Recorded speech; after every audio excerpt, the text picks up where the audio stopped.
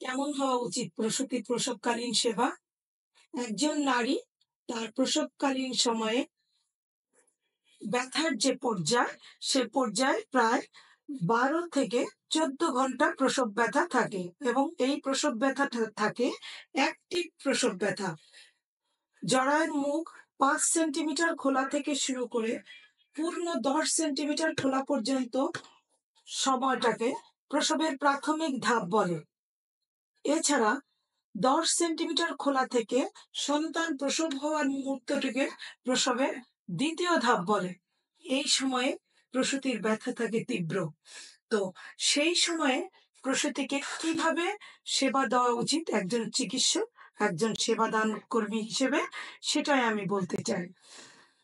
তো প্রসূতির ওই সময়টাতে থাকে একদিকে ব্যথা, অন্যদিকে মানসিক চাপ, অন্যদিকে সম্ভাব্য সন্তানের প্রতি উৎকণ্ঠা।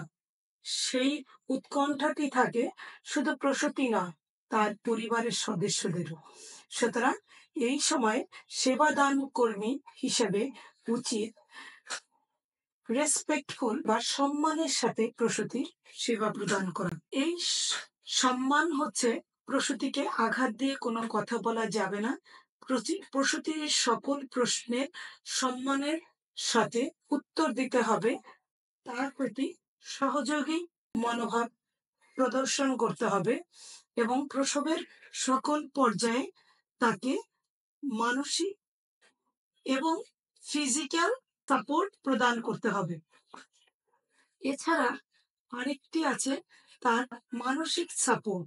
মানসিক সাপোর্টের জন্য এখন যেটি বলা হয় সেটি হচ্ছে প্রসূতি তার পছন্দের কম্প্যানিয়ন, যাকে সহযোগী মনে করবে, তাকে প্রসবের সময় তিনি যেন উপস্থিত থাকতে পারেন এবং প্রসবের পুরো সময়কাল ধরে প্রসূতির পাশে সার্বক্ষণিক মানসিক সাপোর্ট এবং তার যে ডিসকমফোর্ট বা অস্বস্তি, সেই অস্বস্তিটা যাতে করে কমাতে পারে সে ব্যাপারে যে সহযোগী থাকবে তার অত্যন্ত গুরুত্বপূর্ণ ভূমিকা রয়েছে।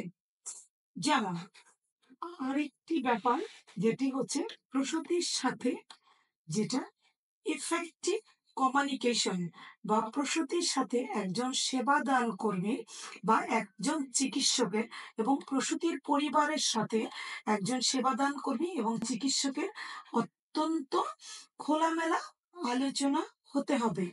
বিশেষ করে প্রসূতির এমন কোনো পর্যায় বা ধাপে গিয়ে প্রসবটি বাধাগ্রস্ত হয়েছে কিনা, তার যেটা প্রসব ব্যথা স্বাভাবিক নিয়মে অগ্রগতি হচ্ছে কিনা, ভেতরের বাচ্চার কোনো রকম অস্বাভাবিকতা দেখা যাচ্ছে কিনা বা প্রসবে কোনো বাধাগ্রস্ত কিনা, সেই বিষয়টি অত্যন্ত খোলামেলা ভাবে প্রসূতি এবং পরিবারের সাথে আদান প্রদান করতে হবে।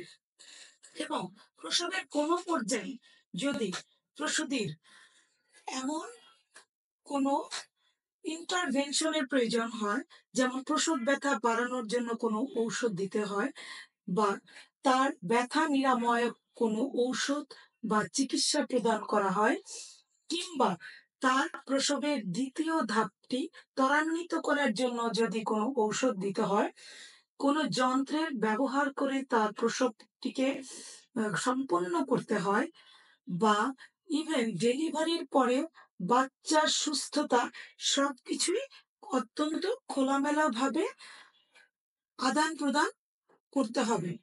সকল তথ্য প্রসূতি এবং প্রসূতি পরিবারকে সঠিক তথ্য দিতে হবে। এছাড়া প্রসব ব্যথা থাকবে তীব্র, এটাই স্বাভাবিক। কারণ প্রসব ব্যথা সাধারণত দেখা যায় 10 মিনিটে, যদি আমি হিসাব করি 2টি বা 3টি করে, এবং শেষ দিকে 4টি করেও ব্যথা আসতে পারে এবং প্রতিটি ব্যথা সাধারণত 20 সেকেন্ড থেকে 1 মিনিট ধরে স্থায়ী থাকে। সেই সময় প্রসূতি তলপেট, কোমর এবং উরু এবং তার পায়ের সাইড দিয়ে, বিশেষ করে থাইয়ের সাইড দিয়ে প্রচন্ড ব্যথা অনুভব করতে পারে।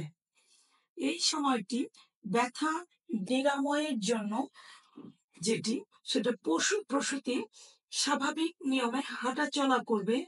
প্রসূতির সাথে যিনি সহযোগী থাকেন তাকে ব্যাক ম্যাসাজ দিতে হতে পারে। এছাড়া প্রসূতির, যেটা ওয়ার্ম বাথ বলি, কুসুম গরম পানি দিয়ে প্রসূতি গোসল করতে পারে। এবং প্রসূতিকে ব্যথা নিরাময়ের জন্য চিকিৎসকরা কিছু ঔষধ ব্যবহার করেন, সে ঔষধের প্রয়োজন হতে পারে।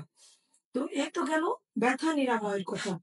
এছাড়া সেবাদান কর্মী হিসাবে একজন চিকিৎসক, একজন মিডওয়াইফ এর ভূমিকা অত্যন্ত গুরুত্বপূর্ণ। এখন বলা হয় যে প্রত্যেকটি প্রসবের যে আহ, প্রতিটি ধাপে একজন মিডওয়াইফ বা সেবাদান কর্মী বা নার্স যেন তার পাশে থাকে, যাতে করে যে কোনো সমস্যা অত্যন্ত দ্রুত পর্যবেক্ষণ করে তিনি সিনিয়রের সাহায্য নিতে পারেন।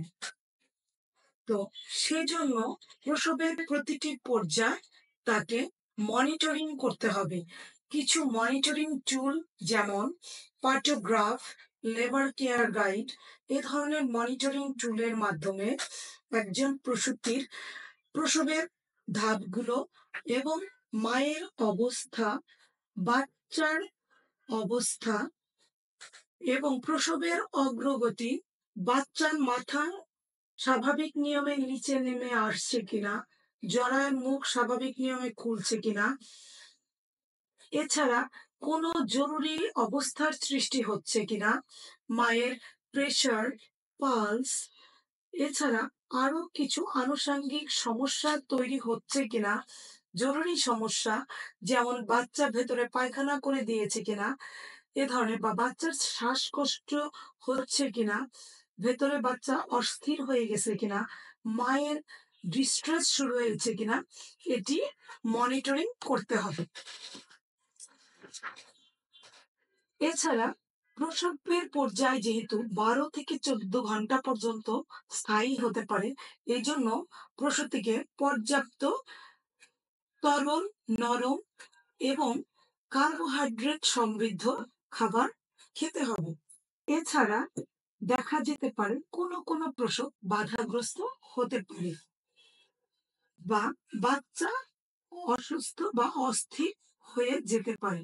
সেই সকল ক্ষেত্রে সিজারিয়ান সেকশনের প্রয়োজন হতে পারে, এবং কোনো দক্ষ সেবাদান কর্মী অত্যন্ত সততার সাথে তার প্রসবের ধাপের পর্যায়গুলো তার পরিবারের সদস্য এবং যিনি সহযোগী, প্রসব প্রসবের সাথে যিনি সহযোগীর ভূমিকা পালন করে, পরিবারের যিনি খুব ঘনিষ্ঠ বা প্রসূতির যিনি ঘনিষ্ঠ, তাকে জানাতে হবে, এবং স্পষ্টভাবেই জানাতে হবে তার প্রসবটি সিজারিয়ান সেকশন এর মাধ্যমে সম্পন্ন করতে হবে কিনা।